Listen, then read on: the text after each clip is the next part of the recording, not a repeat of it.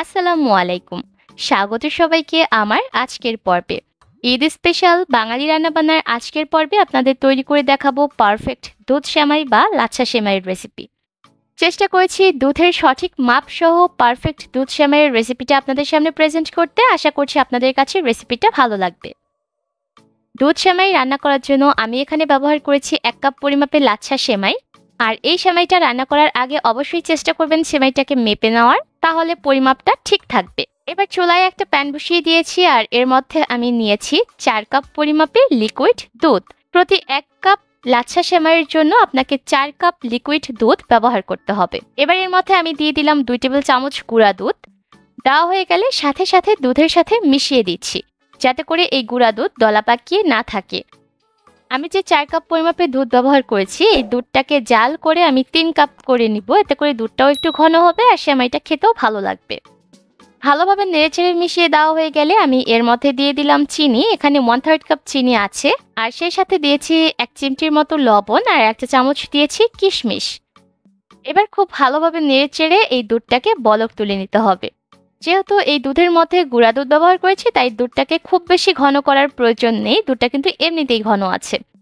তাই যেহেতু 4 কাপ দুধ আমি ব্যবহার করেছি, এই দুধটাকে জ্বালিয়ে 3 কাপে আনতে হবে। তাহলে দেখবেন দুধ সেমাইটা একদম পারফেক্ট হবে। আর চুলার আঁচটাকে মিডিয়াম লো হিটে রেখে এই দুধটাকে জাল করবেন। তাহলে দেখা যাবে দুধের উপর একটা সর জমবে আর এই সরটাকে চামচ দিয়ে এভাবে করে নেড়ে দুধের সাথে মিশিয়ে দিতে হবে। আর এই যে দুধের মধ্যে একটু সর জমলো, এই সর জমার কারণেও কিন্তু লাচ্ছা সেমাইটা খেতে বেশি ভালো লাগবে। এর মধ্যে কিন্তু দুধটা রান্না করা হয়ে গেছে, এটা পারফেক্ট ঘনত্বে চলে এসেছে। এবার আমি একটা পাত্রের মধ্যে লাচ্ছা সেমাইগুলোকে নিয়ে নিয়েছি। আর যে দুধটাকে জাল করে নিয়েছি, সেই দুধের মিশ্রণ গরম থাকা অবস্থাতেই সেমাইয়ের মধ্যে দিয়ে দিচ্ছি। দেওয়া হয়ে গেলে ভালোভাবে চামচ দিয়ে নেড়েচেড়ে মিশিয়ে দিচ্ছি।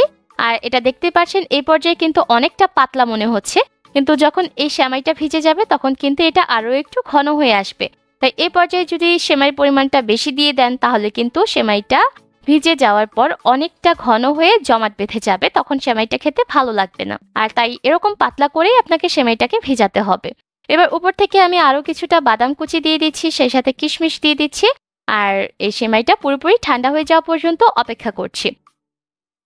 ঠান্ডা হয়ে যাওয়ার পর আমি একটা চামচ দিয়ে দেখিয়ে দিচ্ছি। আর দেখতেই পাচ্ছেন সেমাইগুলো কিন্তু ভিজে একদম নরম তুলতুলে হয়ে গেছে, কিন্তু জমাট বেঁধে যায়নি। এটা কিন্তু একদম পারফেক্ট ঘনত্বে আছে। আমি যে পরিমাপে সেমাইটা রান্না করেছি, এই পরিমাপটা ফলো করে আপনারা যদি বাড়িতে এই সেমাইটা রান্না করতে পারেন, তাহলে আপনাদের সেমাইটাও একদম পারফেক্টভাবে রান্না করা হয়ে যাবে আর সেমাইগুলো জমাট বেঁধে যাবে না।